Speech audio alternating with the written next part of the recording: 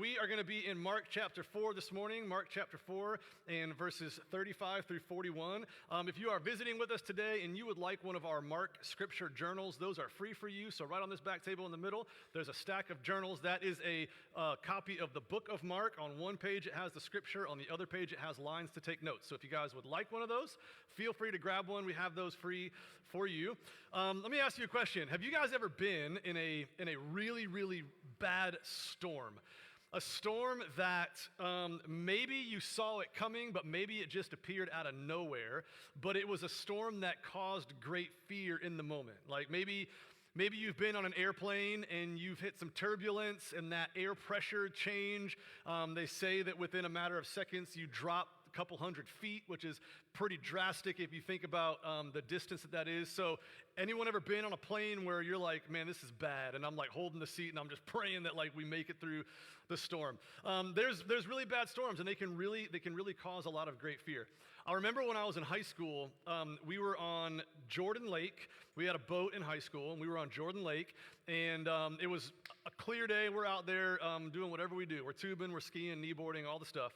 And all of a sudden, these storm clouds start rolling in, and it was like, oh, they're at a distance, oh, but now they're on top of us. And my dad, he like grew up on lakes skiing and all that stuff, knew that it was gonna be really bad. And so these waves were getting big on the lake, and so we're getting back as quick as we can. And there's lightning in the distance, and it's like, man, you don't want to be on a lake at all if there's lightning nearby. So we pull up to the dock, and usually it's like, hey, you hold your leg and keep us away from the wood, and you tie us off. And this was like, I don't care if the boat gets destroyed, get out of the boat. And so like we get out of the boat, it's crashing up against the side of the dock because the storm that came so suddenly was like life or death. If that lightning hit the water, we're on that boat. And so my dad was like, get off, I don't care about the boat, just get yourselves off the boat.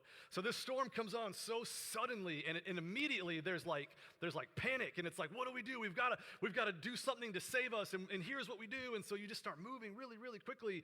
And so these are the kind of storms that I'm talking about. Now, obviously today, we're not going to talk about, us being in a weather storm. We're gonna take that analogy to a spiritual and kind of like real life situation as far as storms go. But one thing is for sure, and that is this, that it's not fun when an unexpected storm shows up in our life.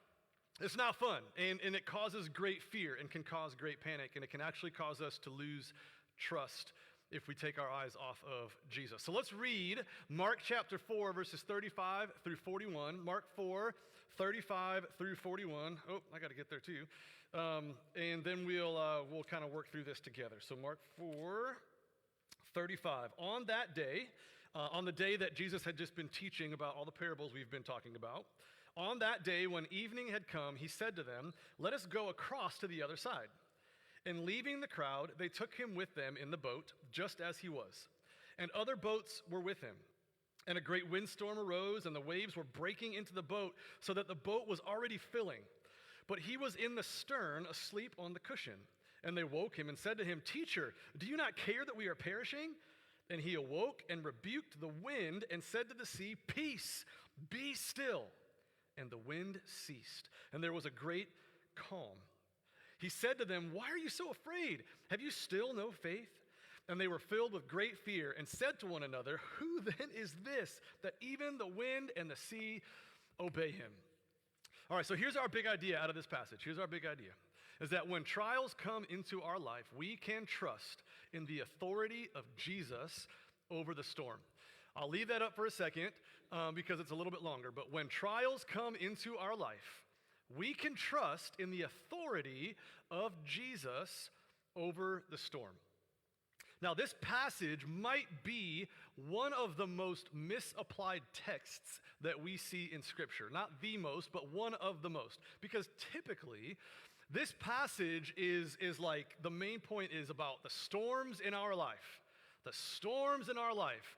And while that is a main point of application, it's not the main point of application, which is a focus on the authority of Jesus, the person and the nature and the work of Jesus. And when we focus so much on the storms, it becomes such a me-centered application rather than What do we see about Jesus in this passage? What does this passage tell us about the person and work and authority of Jesus? So yes, we're going to talk about storms this morning, right? We're going to talk about that. We're going to apply it that way. But I don't want us to miss that at the center of this passage, we see a person who was not surprised by the storm. We see a person who has authority over the storms, and we see a person who uses storms to increase our faith in him. So let's start with this, all right? Let's start with this. Point one is that Jesus often leads us into the storm. Jesus often, not always, but often leads us into the storm. And this is verses 35 and 37. Notice again what Jesus says, right? He says, let us go across to the other side. Right? It's Jesus' idea, it's his kind of command, it's his suggestion that, hey, let's go now, let's get away from this crowd. I'm tired, I'm exhausted, it's been a long day of ministry. He just wants to get away and get some rest. He's like, let's go across the sea to the other side. So they're going to sail across the Sea of Galilee. Jesus, God in flesh, listen, he knew very well that a storm was coming. When he said, let us go across, he was not surprised. He knew that by going across the sea, a storm would arise and they would be caught in the midst of it. But yet he still gets in the boat with the disciples and tells them to put off the shore. Now, a few historical and geographical facts for us, all right? Check out this picture. In 1986, on the edge of the Sea of Galilee, people found an ancient fishing boat, all right? And this ancient fishing boat, radiocarbon dating would put it somewhere between 40 BC and they say give or take 80 years. So you could go back to 120 or you could go up to 40 AD, and somewhere between 50 and 50 based on the pottery and the nails that were found in it, okay? So basically, the dating and the pottery they found would put this boat at the same time when fishing would have been like it was we see in this passage, right? So this boat dates, it's not the boat that Jesus used, but this is the same kind of boat that the fishermen would have used. Based on what they found, the boat that Jesus most likely would have been about 27 feet long, about 7.5 feet wide, and about 4 feet high at the walls. And it was a flat bottom boat. It wasn't kind of like what we would picture. It was more flat. And so when you say 4 foot walls, it was like 4 feet from the water to the top of it. So it's very big walls on the sides, very long, enough that usually 14 or 15 crew members would be in it at one time. So that's the kind of boat he would have been in. And then here's a little geographical fact, all right? So the Sea of Galilee sits about 700 feet below sea level, and the hills around it reach up to 1,400 feet above sea level. So you have a difference if you're if you like math, about 2,100 feet between the sea and the tops of these hills. So what happens is that the air at the top of the hills is pretty cool, like would be typical at the top of a hill or a mountain. But the air around the water was very, very warm and very, very humid. And so the difference in height of land would have caused massive temperature and pressure changes. So when the cold air and the warm air would meet suddenly, it would cause great winds to just kind of happen. And it would descend kind of in the middle of the lake, and they would cause these massive storms. In fact, just a few years ago, there was a storm on the Sea of Galilee that wrecked the coastline, and a lot of the buildings and the shops and the restaurants that were there, it destroyed them. You think about a sea or a lake, right? Picture a great lake. You don't picture that ever becoming so powerful or so strong that it would crash up over the side of the coast and destroy something. But this is what would happen. The air difference, now you can probably hear, I'm not a meteorologist, right? I'm just this is what I read, all right? But it would be very violent, very sudden, and it would arise oftentimes without warning, all right? So this is kind of where they are. This is the kind of boat they're in. This is the context. So this is what happens, right? Like it's immediate, it's very intense. Jesus, who's exhausted from ministry, he's sleeping in the stern, in the back of the boat, on the captain's bench. So there was a captain's bench in the back. There was a cushion that he would sit on. So Jesus was basically kind of perched up on this bench, and he was in a deep sleep. He was exhausted. And he's sleeping when these waves, think about it, 4 feet, right? Like probably about I'm 6 feet, I don't know. I don't know, somewhere like here, all right, like 4 feet, like it's coming up over the boat. It's coming up like Jesus is sleeping, and this water is filling the boat over the side of these walls, and it's flooding the inside. But Jesus is, think about this, right? He's sleeping. He is completely at peace. He is resting. He's not concerned at all. One, because he knew that that's not how he was going to die. Like he knew that that was not the end for him, but also because he knew in the moment what was about to happen. But he's at complete peace, right? One of the worst storms that these disciples had probably ever seen or ever been a part of, Jesus was at peace. And we have to start here. We have to start here for us because sometimes, right, sometimes we can see that storm coming in the distance, right? You look out over the horizon and you see these clouds rolling in and you're like, man, that looks like a really bad one. You guys know what I'm talking about, the really, really dark gray, and you're like, that's gonna be a big storm. Our pool opened yesterday and the girls love it. We went 3 times yesterday. And the water was freezing. The reason we kept going is because well, now it's hot and I want to go. But then Everly got in, but it's like 3 times in one day. They love going to the pool. Some days you see those clouds rolling in, right? And you don't mess around with that. It's like, all right, hey, we got a few minutes, but we got to get out of here because a storm is coming and it's going to get very dangerous if we stay here, right? You pack up, you go home. But sometimes the storm just shows up out of nowhere. It's completely unexpected. And this is where the disciples are, right? Just like them, in the moment, and now let's go more spiritual, but in the moment when the storms just come, our faith is tested, sometimes it's a pretty difficult test. I mean, Jesus is not surprised when trials show up. Oftentimes, Jesus knows the trials are coming, and he lets us walk into them anyways, or he lets them come into our lives anyways. But the important thing is our response, when those storms roll in, our response to those storms says a lot about what we believe about Jesus. When those storms come in, and we look at what's going on around us, and then we look at Jesus, our response to him in that moment tells a lot about what we believe about him. Do we believe that he is powerful enough? Do we believe that he has authority? Do we believe that he's in control? Let's talk about how the disciples responded in that moment, and then let's talk a little bit more about us. So, number 2 is that our lack of faith can often lead to panic. So Jesus is not surprised, but then in the moment, our lack of faith can often lead us into panic. And this is in verse 38, right? He was in the storm, asleep on the cushion. They woke him and said, "Teacher, do you not care that we are perishing?"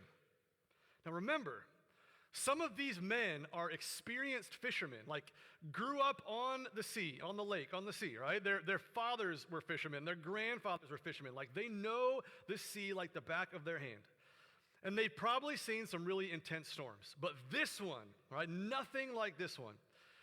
So much so that we are perishing, we are dying. We have no hope of survival. Jesus, how could you sleep at a time like this?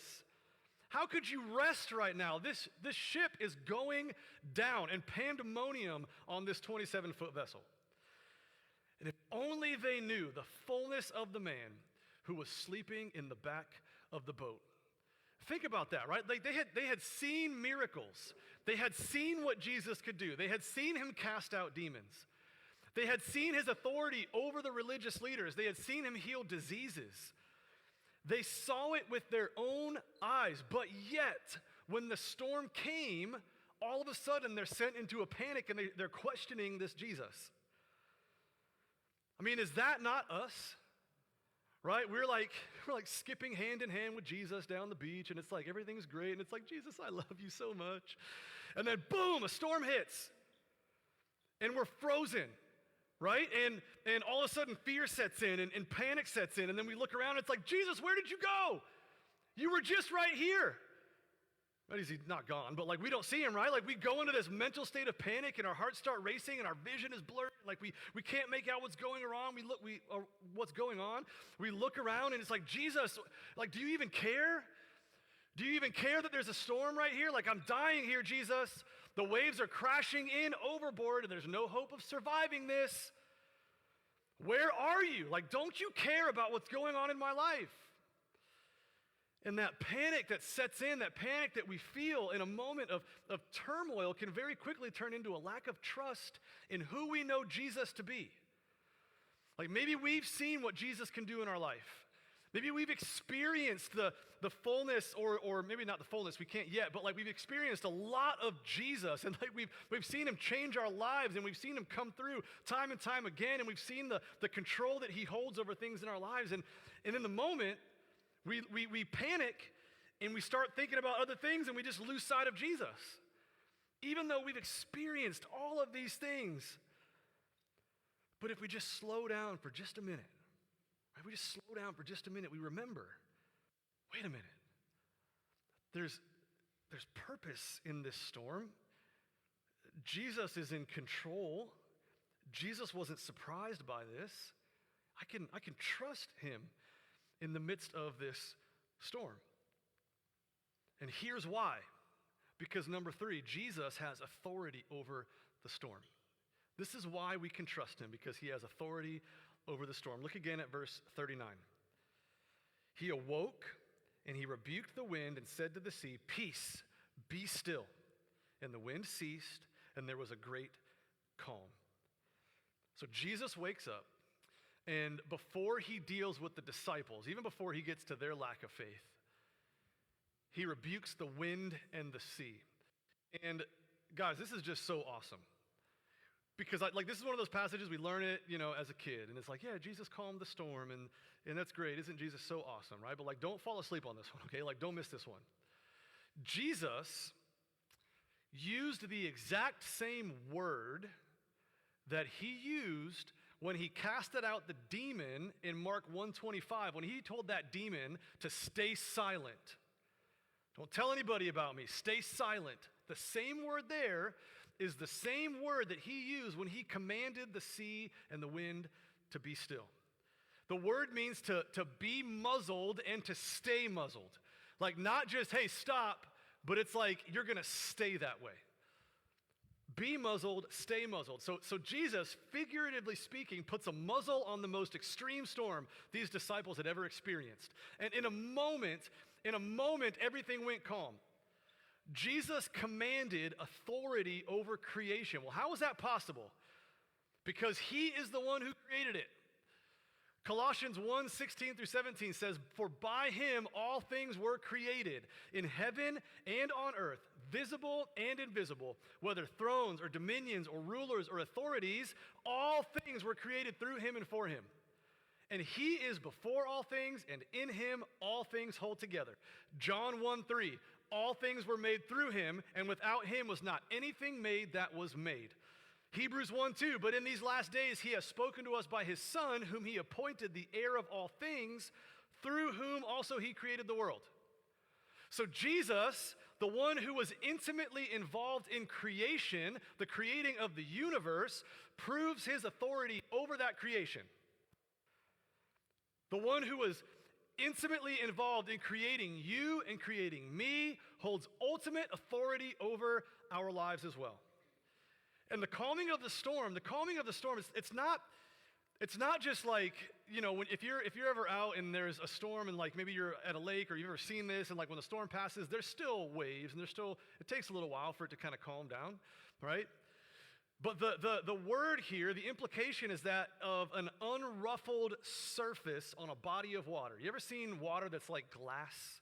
You ever been on a lake or in a pond where literally there's not a single ripple and it is perfectly still?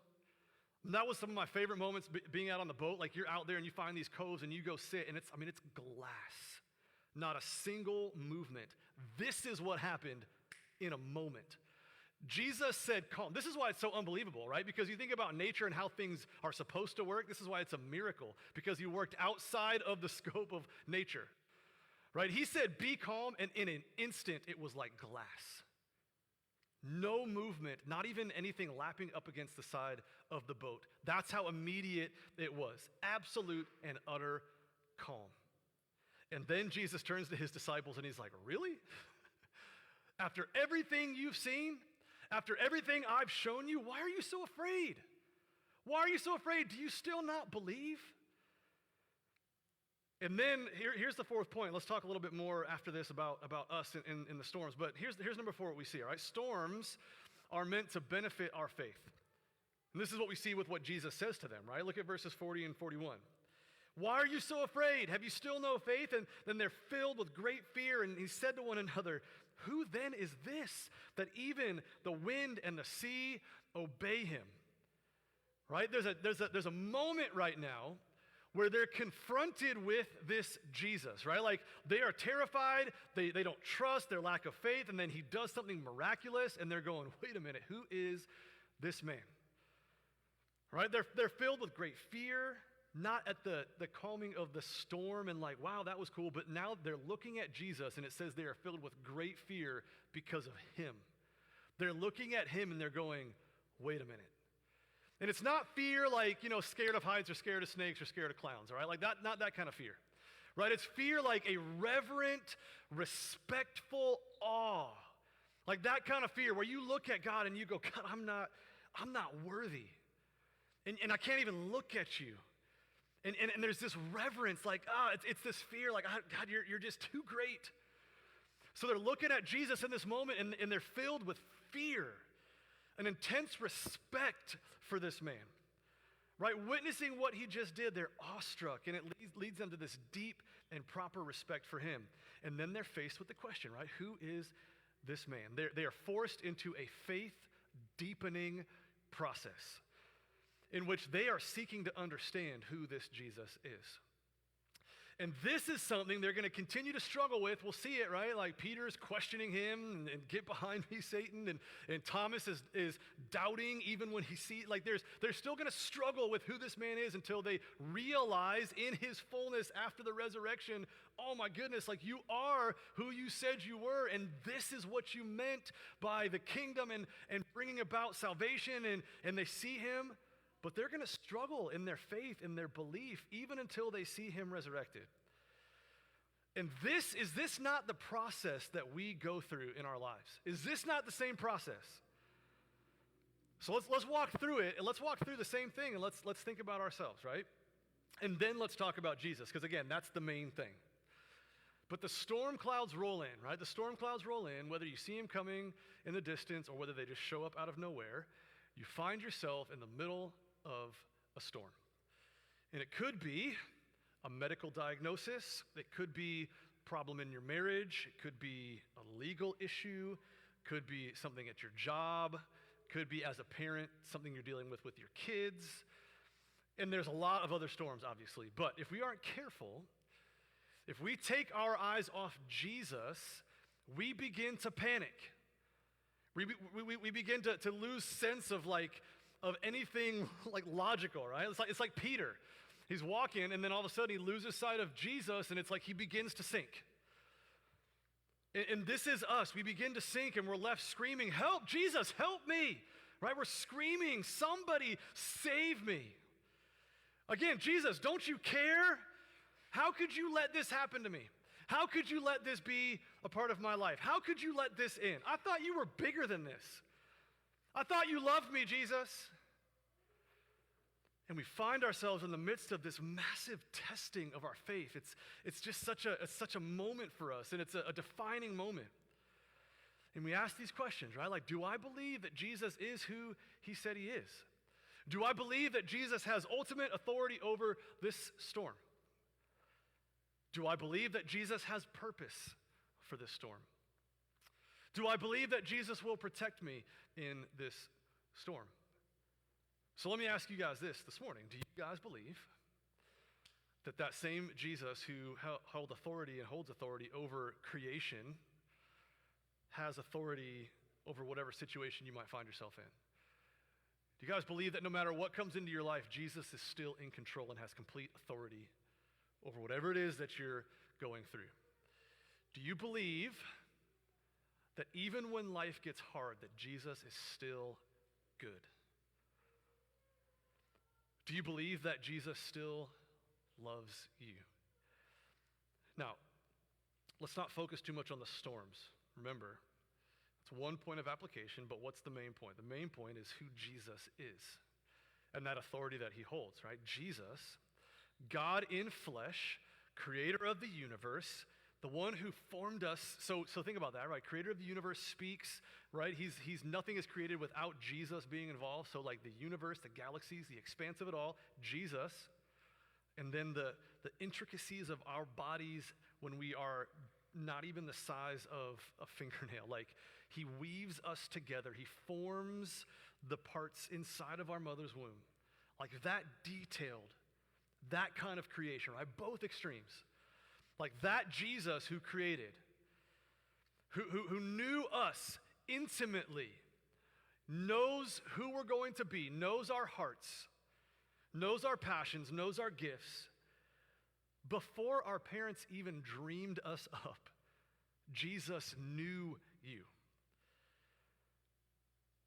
Do you believe that he has authority, right? That Jesus will allow the storms into our lives for a reason, right? There's purpose in those storms.